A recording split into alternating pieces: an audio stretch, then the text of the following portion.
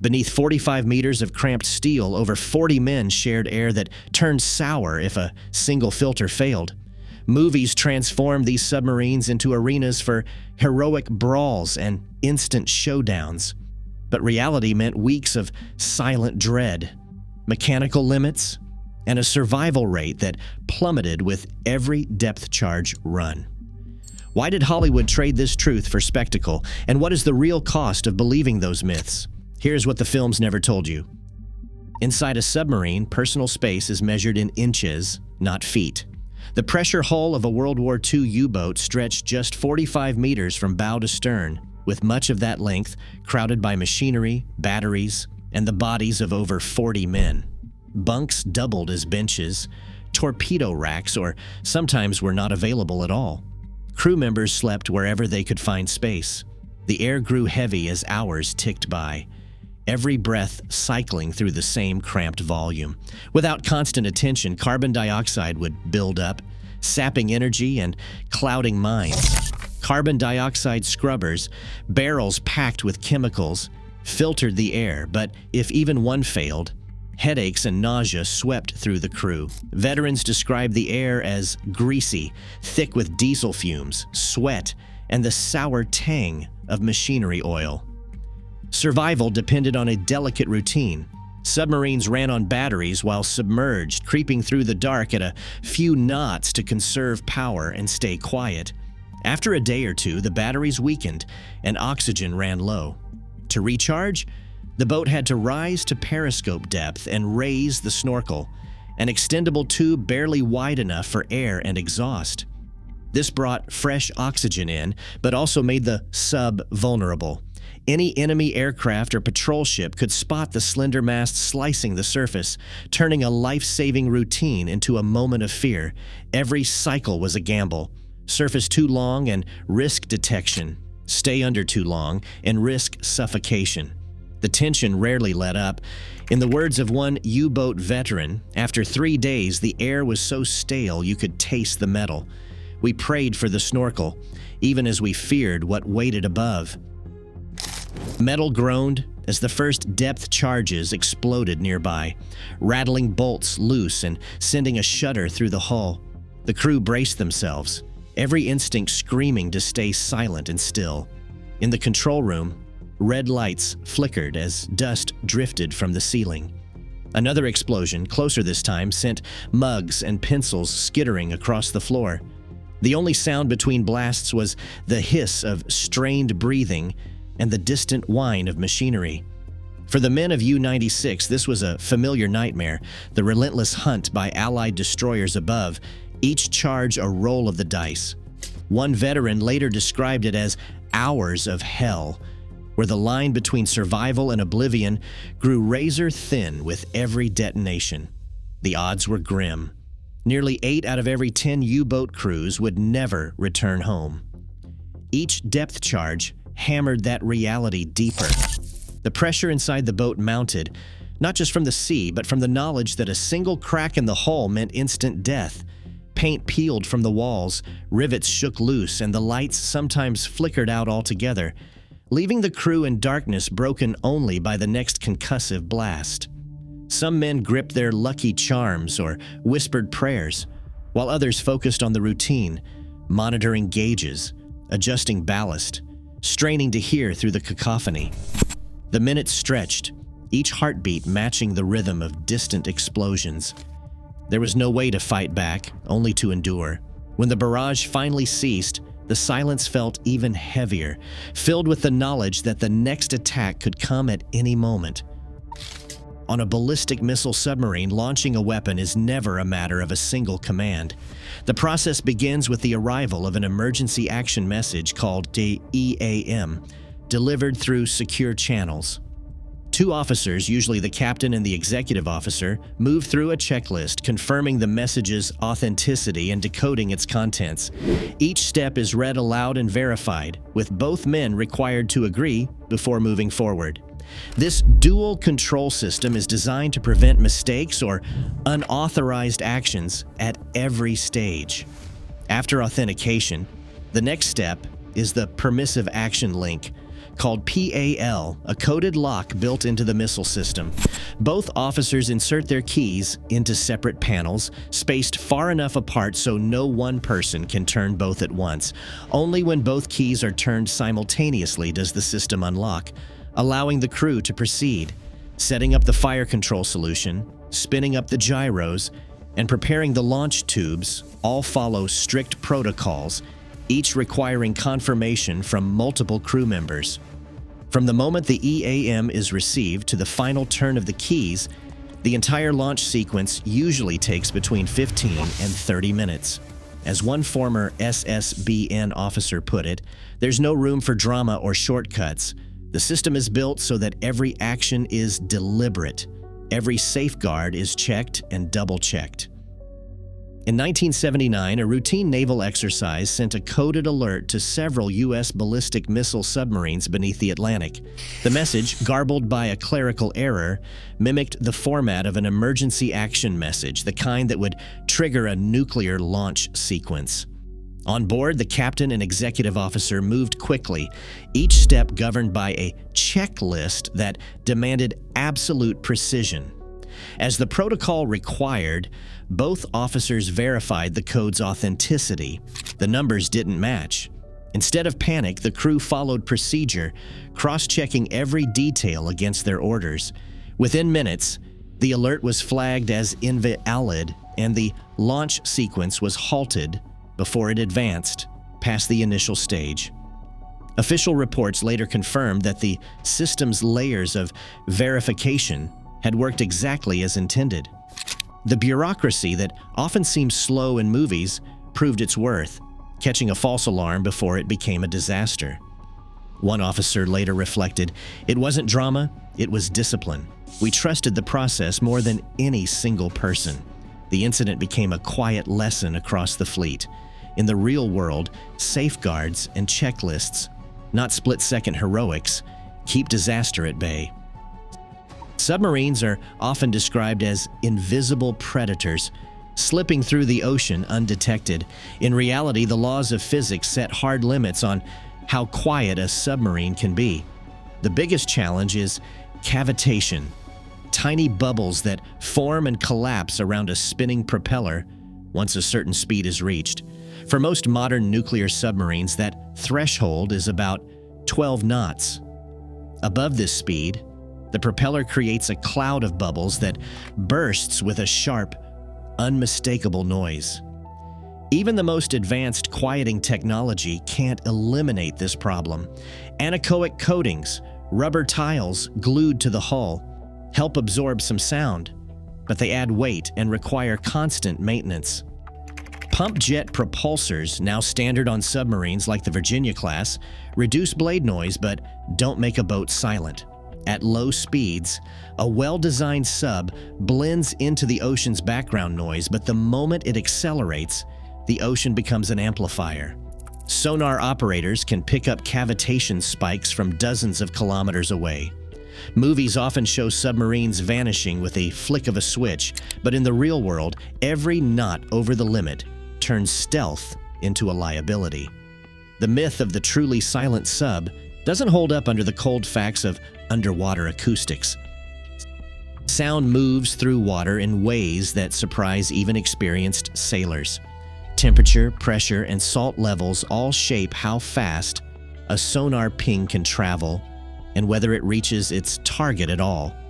One of the most important features is the thermocline, a layer where water temperature drops sharply with depth. This acts almost like a glass wall, bending sound waves away from the layer and creating shadow zones where submarines can hide. An acoustics engineer described it this way: imagine shouting across a swimming pool, but there is a thick sheet of glass in the middle. Your voice bends and scatters, and someone on the other side barely hears a thing. Submarines can use this natural barrier to vanish from active sonar. A destroyer might send a powerful ping, but if the sub is below the thermocline, the sound bends and skips over it. Operators listening for echoes may hear nothing but silence, even if the target is nearby. This is why navies rely so heavily on passive sonar. listening for the faint hum of a propeller instead of broadcasting their own position. But even passive listening comes with trade-offs. Water conditions, background noise, and the sub's own movement can mask or distort sounds. The ocean itself becomes part of the battle, shaping what can and cannot be detected beneath the waves. Tracking another submarine is rarely a matter of a single sonar ping or a dramatic chase. In real operations, detection unfolds over hours, sometimes days, and patience is the most important weapon. Submarines rely on passive sonar, listening for the faint, low-frequency sounds that travel farthest through the ocean. These low-frequency noises, like the distant thrum of a propeller or the subtle hum of machinery, can propagate for dozens of kilometers, especially when they slip into deep sound channels. High-frequency sounds, by contrast, fade quickly, absorbed by the water and lost in the background noise. This is why movies showing instant, pinpoint detection from a single ping mislead viewers about the reality of underwater warfare. Sonar operators collect bearings, not positions. Each bearing is just a line where the sound seems to come from at that moment. To find a submarine, crews must track these lines over time using a process called target motion analysis. It's a slow, methodical routine. Plot a bearing, wait, plot another, and slowly build a picture of movement. Sometimes it takes hours to confirm a contact's course and speed. The ocean is full of false signals, waves, whales, distant shipping lanes, all blending into the mix. Real success comes from discipline and steady practice, not quick reactions. While Hollywood loves the drama of a sudden sonar hit, the truth is that tracking a submarine is a long game, played in near silence, with every decision weighed against the risks of giving away your own position. In the spring of 1941, HMS Bulldog stalked the Atlantic, shadowing a crippled German U-boat, U-110, just west of Iceland. When the U-boat surfaced after a depth charge attack, British sailors boarded in heavy seas, racing against time and the threat that the submarine might sink or explode. Inside, they discovered an intact Enigma machine and code books, a breakthrough that would help turn the tide in the Battle of the Atlantic. The capture of U-110 was not a dramatic firefight or a solo covert raid. It was a frantic scramble by Royal Navy sailors risking their lives in a flooded, booby-trapped hull. Naval historian Dr. Eric Grove put it plainly. It was a mixture of luck and bravery and quick thinking. The Germans tried to scuttle her, but the British got aboard first. The reality stands in stark contrast to the version seen in U-571, where American sailors are cast as the heroes capturing Enigma. In truth, the first successful Enigma seizure came from British hands, months before the United States entered the war. Parliament protested the film's inaccuracies, and veterans voiced their frustration at seeing history rewritten for entertainment. Universal Pictures eventually added a disclaimer, but the story had already been recast in the public mind. The facts matter. The risks taken by HMS Bulldog's crew, fighting water, panic, and the threat of hidden charges were extraordinary. Their success was not the work of a lone hero, but a coordinated effort by trained professionals. As historians remind us, honoring the real events means respecting the people who lived them, even when the truth is less convenient than the movies. Aboard K-19 in July 1961, alarm bells sounded as reactor gauges swung into the red. The starboard reactor's coolant pressure had dropped to nearly zero, and within minutes, temperatures in the compartment soared above 140 degrees Celsius. Without a backup cooling system, the reactor core risked a runaway meltdown, a disaster that could have triggered a steam explosion and scattered radioactive material throughout the submarine and into the sea. The submarine's radio was already down from a previous accident, cutting the crew off from help. Captain Nikolai Zatayev faced a grim reality. The only option was to improvise. Teams of engineers and volunteers, armed with little more than raincoats and gas masks, rotated through the reactor compartment in short shifts. They worked in clouds of radioactive steam, connecting hoses from the drinking water system to the crippled reactor. Each minute spent inside meant a lethal dose of radiation, but the makeshift loop was their only chance to cool the core. The air shimmered with heat and invisible danger. Metal tools grew too hot to touch, and the smell of burning insulation hung in the air. The emergency repairs dragged on for hours. By the end, 8 crew members had absorbed fatal doses. 14 more would die in the years that followed. The submarine itself survived, towed back to port, but the price was steep. An archival report later summed it up. Improvised measures averted catastrophe, but at the cost of human lives. The crew's discipline and sacrifice kept a nuclear disaster from unfolding in the North Atlantic. Official records from the K-19 accident reveal a response shaped by training, not individual heroics. As soon as the reactor's coolant pressure dropped, the crew turned to established procedures, however incomplete or flawed those might have been. Damage control teams rotated through the reactor compartment in carefully timed shifts. Each man's exposure was tracked as closely as possible under the circumstances. The Soviet Navy's manuals, though basic by today's standards, emphasized order, isolate the leak, limit personnel in contaminated areas, and use whatever protective gear was available. Raincoats and gas masks replaced proper radiation suits, but the principle of collective action held. No one rushed forward alone.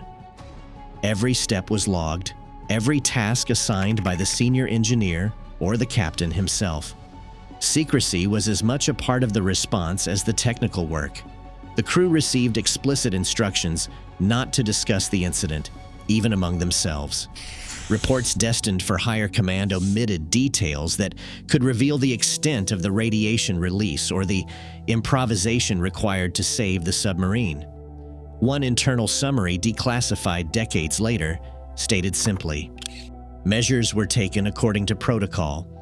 The crew acted in accordance with orders. The incident is closed. The cost of this discipline was steep. 8 men died within days, many more in the years that followed. Their families received little explanation and no public recognition. The Soviet Navy's official investigation praised the crew's composure, but kept the findings classified, protecting reputations at the expense of truth. In the end, the real story of K-19 was written in silence, by checklists, by secrecy, and by the quiet professionalism of a crew that followed orders, even when those orders demanded the impossible.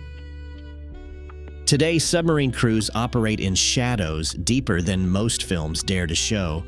Modern navies rely on their silence to deter conflict and protect billions, even as Hollywood keeps rewriting the script. The real tension isn't cinematic, it's the unseen balance of power just beneath the waves. Every fictional submarine chase reminds us the line between myth and deterrence is as thin as the steel hulls we rarely see. Share your thoughts below.